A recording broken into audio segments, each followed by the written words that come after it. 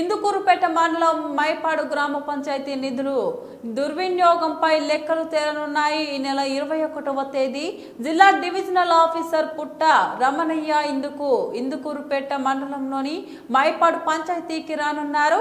ఈ ఏడాది జనవరి నెలలో పంచాయతీలో 14-15 ఫైనాన్స్ నిధులు, ఇంటి పన్నులు, పంచాయతీలోని వివిధ ఫ్యాక్టరీలు, రిసర్చ్ ద్వారా వచ్చే పన్నులు దుర్వినియోగం అయినట్లు స్థానికులు చీమకుర్తి శ్రీనివాసులు రెడ్డి జిల్లా పంచాయతీ అధికారికి ఫిర్యాదు చేశారు. ఫిర్యాదు ఇచ్చి 5 నెలలు పూర్తి కావస్తున్నా ఎవరు విచారణ చేపట్టకపోవడంతో ఉన్నతాధికారులు సైతం ఆ అవినీతి కార్యదర్శులకు ఒత్తాసు పలుకుతున్నారని మండలంలో గుసగుసలు వినిపించాయి.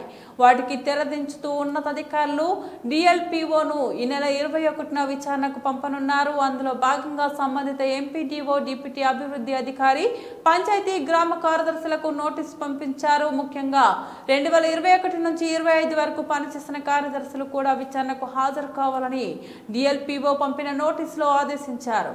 ఈ నెల 21వ తేదీ ఉదయం 11:30 మైపాడు గ్రామ పంచాయతీ కార్యాలయానికి సదరు అధికారి వచ్చి విచారణ చేపట్టనున్నారు. ఈ నేపథ్యంలో విచారణకు రానున్న డిఎల్పిఓ నిజాయితీగా నిక్కచ్చిగా విచారణ చేస్తే నిధులు దుర్వినియోగం బయటపడే అవకాశం ఉంటుందని వారు సూచిస్తున్నారు. దాంతో మైపాడు పంచాయతీ నిధులు లెక్క తేలే అవకాశం ఉంటుందని అనుకుంటున్నారు.